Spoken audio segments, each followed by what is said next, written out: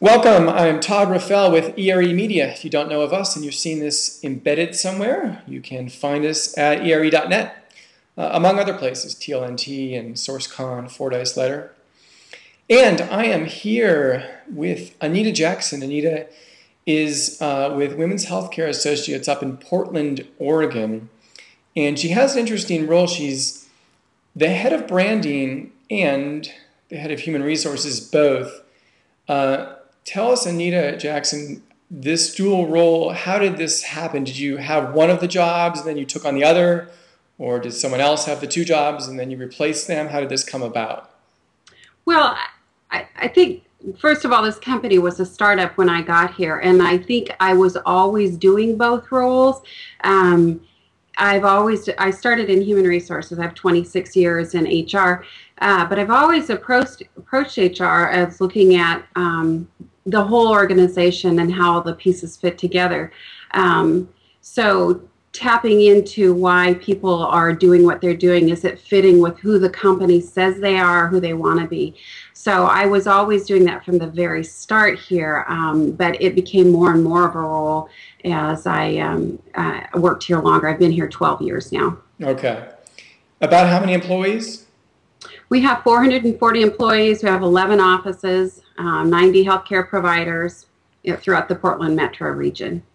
And this whole idea of recruiting is part of marketing, recruiting is sales, recruiting is about advertising. That's talked about a lot.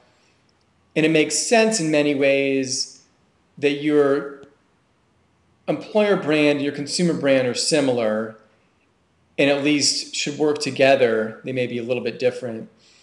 And it makes sense that your careers website, your advertisements, they all should have a certain branding that carries with it the message that your consumer branding should. Having said that, some people might argue, but there's some of human resources they might argue is more transactional, or it's less branding or something. It's organizational development, it's enrolling people in healthcare benefits, it's enrolling people in 401k benefits, it's workforce planning, forecasting future needs, who's going to retire, that kind of thing. Some of those things, is that branding, or what is your kind of counter argument?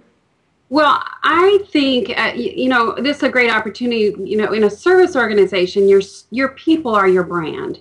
And, so what a great opportunity to have a marriage between what you say you are in the community and who you really are when people, at every touch point, when people come in and feel your organization. That means they talk to you in any sense. You can either build on the brand promise or you chip away at it. And recruiters, HR, they have a great opportunity to build on the brand. So I really try to push throughout the organization, every touch point you have is an opportunity to build that brand. So, I think for recruiters, it's really important that those people that you're talking to about a job with an organization, those are either your current customers, your future customers, their friends or family are those current or future companies or future customers, and you're sending a message of what that company is, what it's like to work for, what it's like to go for as a patient or to do business with.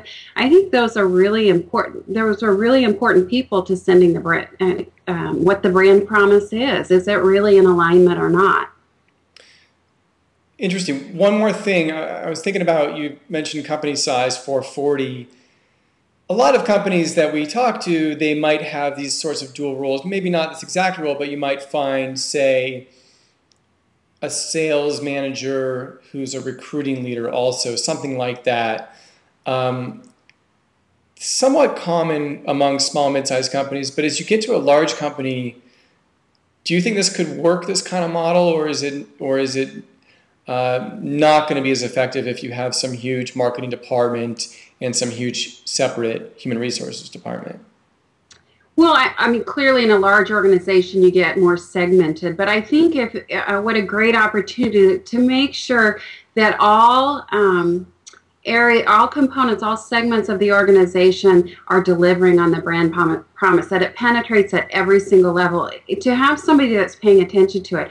I think what happens in day-to-day business is you get so busy with the tasks of what you do that, you know, if somebody's not paying attention to the disconnect of it, and then holding up the mirror inside the organization, you lose a lot, you know, through meetings with vendors, through every, like I said, every touch point that you have. Yeah. So I think in a large, you can take what I do in a large organization. It just means that there's somebody there watching and paying attention to it and bringing those pieces together, looking for gaps, getting alignment when there are gaps. So absolutely, you can do that in large organizations, call them whatever, but Yeah. It's really making sure that there is a marriage between what you say and what you do. If I hear what you're saying that the brand message should be coordinated between the departments, and maybe a person could do that. Maybe they're a brand manager or something, and they kind of work for both departments, but they're not necessarily the leader of both departments in this Fortune 500 company. Absolutely, but they're pushing, you know, the leaders there in as far as setting goals for the people that work in those departments to deliver on the brand promise. So, you know, one of the things that I do, we have 11 offices, so I don't work with all our managers day to day, but I tell those managers, you know, when you interview people, you call that person back and tell them, you know, I'm really sorry you didn't get the job, but thank you so much for your time and energy.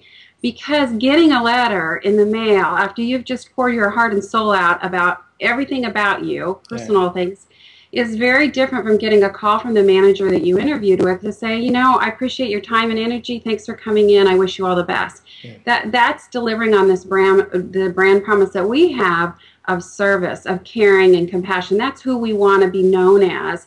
So if we chip away at it in the interview process, you know, we've sent a different message of what this organization's about. And I think you can do that no matter what your mission, that company's mission is. Every company has something that isn't unique and special about them. And you can find it out from the people that have worked there a long time, the people that want to come and work there. I mean, if, you know, those special things are what you should have goals for and hardwire in actions that fit into that. Anita, thanks. Very interesting. Good luck with everything. Anita Jackson, Women's Healthcare Associations up in Portland, Oregon. Thanks. Thank you.